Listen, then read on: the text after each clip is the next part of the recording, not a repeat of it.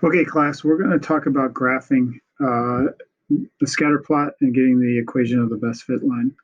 That's number 3 in your project and 4. So we're going to start by actually opening up the graph. So that's the link that you've got. So you need that. Click on that. And it takes you to a graph that looks like this. So we want to input your data. Okay, you can do this a couple of ways. The easiest way is to use your data table. So that's this here. And our example that we're using for this one is the hours working per week and grades in school. So you take this and you start to highlight all the rows and columns that have numbers in them. So I'll start by clicking on the 22 here. I'll hold down my mouse and then I'll drag it to get through and cover everything up to the very bottom there. And then we'll right click and copy. So that's Control C to copy something. Okay, so we've done that. We go back to our graph and we want to fill in the table here. So I go into this second box, box 2. We want to leave all of this stuff because we're going to need that later. And I do Control and V at the same time. You have to use those as your shortcuts, Control V, right? And that's where it is. It's all there. So it's all good. We've got it. We've got all the numbers all the way through, all 12. There's all the points. Okay, and the graph looks pretty good. This is going to be used for the equation in R up here where we have like the y1 equals b plus mx1. But to get the graph, let's start with that. We need to go to this wrench looking thing. It's called graph settings. Click on that and we want to label it. So our x, if we go back to our table, our x is hours working, right, per week. So we're going to type that into our graph for the label here next to for the x-axis. So hours working per week. We type that in and you can see it there at the bottom on our x-axis. The next thing we want is the y. We say the y is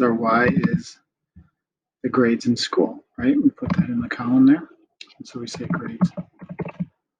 And we give the units. There's a unit there. All right, so we've got that. Graph looks good. We've got our labels. And now we want to export that to wherever. We want to be able to copy and paste it into what we have. And this is how you're going to copy and paste it. So we share the graph. That's this button here with the box and the little curved arrow. Click on that and we export the image. Now on my computer, when we export it, it downloads into a folder, like a downloads folder. All right, your computer might be a little different, but mine also downloads and you can see it here. And that's the title at the bottom right there next to my little window, Desmos Graph 9. Okay, I've been downloading a few of these, so that's why it's the 9th one. Might not be the same for yours. So I've downloaded it and I can go back to my slides now.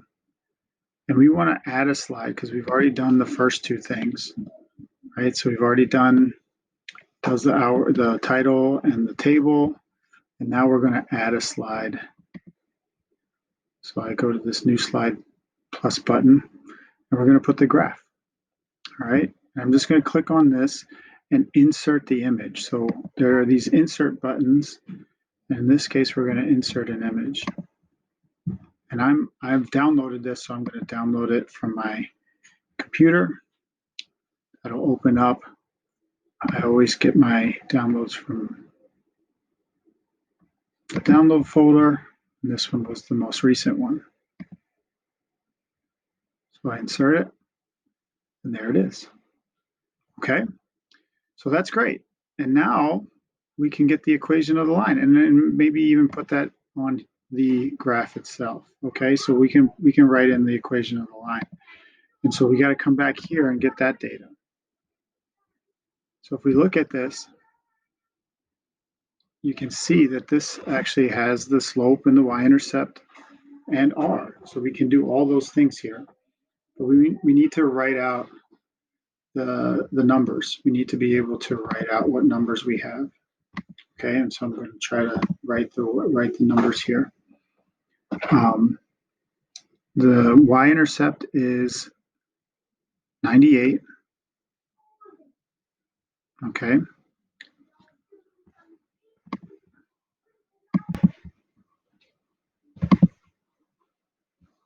Okay, so we're going to just kind of go back and forth on the window. So if we notice our B is 98.9, you can see that there in this first block here in the top left-hand corner. So we're going to go back to the slide. We're going to start with what our Y is. What is our Y here? It's grades.